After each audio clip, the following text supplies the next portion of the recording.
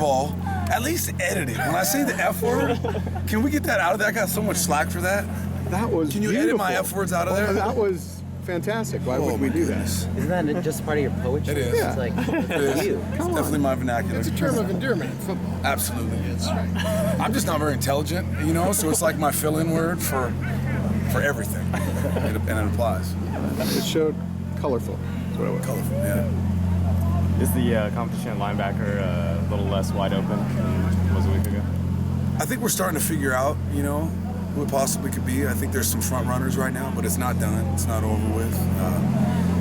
We just got to see some consistency now. You know, some guys have shown some sparks and some ability and some potential. Now they just got to show consistency, and once they do that, you know, they'll earn their spot. But at the same time, we're going to rotate more than we have in the past. You know, looking around this offseason and some of the teams that, some of the defenses that are paired with tempo offenses where you're getting lots of plays, I think it's necessary that you start to rotate, you know. These teams are healthier towards the end of the season, they're fresher, and I just think it's going to be good for our entire defense. Plus you develop the young talent at the same time. Aaron and Kenny have been running with the ones. What about that particular group do you like? What do they offer you? Between Aaron and Kenny? Well, just those four out there. With Miles, Kenny. There's so many Kennys, aren't there? Kenny Clark, Kenny Ojoke. There's a lot of Kennys. There's like 4 Kennys on defense. Yeah, you know, in our 34 package, as of today, and as I said, anything can change.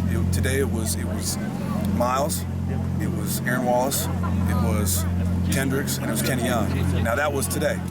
Again, that's today. And then our nickel package was Deion Hollins on one side, and it was Miles and Eric Kendricks in the middle, and Oa on the other side. So they got a lot to prove, and I think, you know, sometimes, you know, you'd like to say practice is everything, and we value that highly, but at the same time, let's see these guys perform on Saturdays, and you know, that'll be telling as well.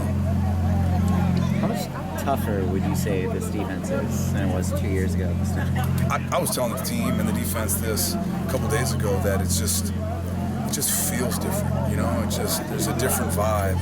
It's just there's just a different attitude. I don't know if you guys see that from the outside in, but it's just, they've got a little spiciness to them, you know. It's like that feeling like there's always going to be a fight on every single play, you know. It's just they're on edge, which is, I think, a good thing.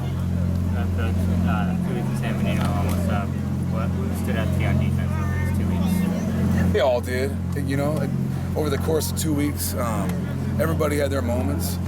You know, I think the guys that had more moments than the rest are the ones that are going to play. But I thought just collectively as a defense, we got a lot better. Definitely worth the trip again. Love it out here. It's just, we get exactly what we want from coming out here. Anthony Jefferson started getting some time at corner in the nickel package. What do you see out of him? Do you like what you saw him? He's just, you know, jack all trades. You know, it's awesome to have a guy like that. The more you can do, just very versatile. You know, Coach Meade talks about it all the time. He likes DBs, right? DBs, not necessarily corners, not necessarily safeties, nickels, dimes, DBs, guys that can do it all, and he definitely provides that for us. Talk about how Aaron Wallace has developed since he's been out here during fall camp. It just seems like he's starting to do more and more. Yeah. Aaron is a guy that, you know, he always had the potential. He's always had the physical skill set. It's just, you know, sometimes it takes a little longer to develop for whatever the reason may be. But he's shown signs that he's coming into his own. He's starting to figure this thing out, and that's super exciting to me. So it's just, he'll have an opportunity to be the guy initially, I think, and we'll see where we go from there. How do you go about making a defense tougher mentally? Not necessarily, you know, physically stronger, that right, sort of thing, but mental toughness. I mean, there's a million things that we do. You know, we have a standard. We uphold it for them, not for us, but for them. And really, it's become a situation where they've taken the reins a little bit. You know, and that's who they want to be. You know, we talk about being hard and tough and nasty and you know, and passionate about this game. And at first, it was our words, and now it's become their words. So it's very cool. How hard is it for Zach Whitley to manage this whole situation that he's not out here? it's tough. You know, he's an emotional kid and he loves ball. It's the most important thing in his life. And to not be out here, I know, has been eating him alive. You know, but it's also a situation where we got to be careful with it. You know, we got to make sure that we handle this correctly. And he's coming along. He looked way better the last couple days. I think we'll see him out here on the field pretty soon. Another very exciting guy to get involved with this defense. Is he might he be set back so far, or is he that athletic that he might be able to come in and accelerate enough?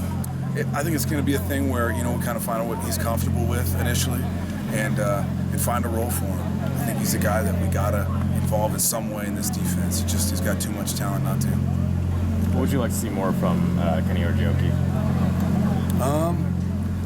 You know, he's another guy like Anthony Jefferson in the way that he's so versatile. He can play outside backer, he can play defensive end, he can play Sam, he can play Will, he can do everything for us. And I love that. So sometimes pigeonholing him into the Will spot or the end spot is kind of selling him short. You know, he's a great guy that if he doesn't earn the starting spot, will get a ton of playing time. He'll spell Dion, he'll spell Aaron Wallace, he'll be involved in both facets of the defense, and that's a guy that we'll take advantage of for sure. Is it? What's that? Yeah, I don't know what his status is. You know, I heard that it's positive, and I heard that we'll get him back here pretty soon, but I'm not sure exactly. Are there a few guys in particular on this defense that you look at and they kind of invoke that toughness that you really want out of the whole Shooting unit? starts with that man in the middle, Kenny Clark. Kenny Clark is a grown man. He's a grown man. I played with a lot of really good defensive linemen in my career, and he beat top 3 up there with those guys. He's a guy that if I'm an inside backer, that's the kind of guy you want to play behind. He's unselfish, he's tough, he's strong as hell, he's just technically sound, he's everything that you want. You know, and then, I mean, you jump around, it's all over the place. Owa has that mentality now. Kendricks has always had that mentality. You know, he played with one leg cut off, right? On the headset last year, I remember Coach Meat yelling at me like you're gonna get a lawsuit against you. Kendricks looks like he's dying. And I'm like, I tried to pull them out like 30 times. He won't come out. You know, I can't cross the white line, unfortunately, anymore. But yeah, and then it goes to Randall Goforth and Fabian and Anthony, like we talked about. Ish is he's tougher than shit too, you know? So yeah, we got guys all over the place. I think Kenny Young is a guy that slowly emerged in that role, and Miles is like the biggest prick on the field, which is awesome. In your defense, is it ideal to kind of build out from that nose tackle spot? I know that's paramount for a lot of 3-4. I think that's a big part of it, yeah. But we're not going to be just a 3-4 team. Yeah. You know, I don't think you can be anymore. I think it's very difficult. And I think we got guys with skill sets that wouldn't be conducive to that. You know, you got a guy in Eddie Vanderdoes that if I played him in a 4-eye all day long, I'd be selling him short. You know, I really think that. And if I played Owa as a 4-eye all day long or a 5 technique, I think that's selling him short, you know? So at times we'll be that, but at times we're going to let these guys do what they do best. You guys good? Thanks. Yeah, cool.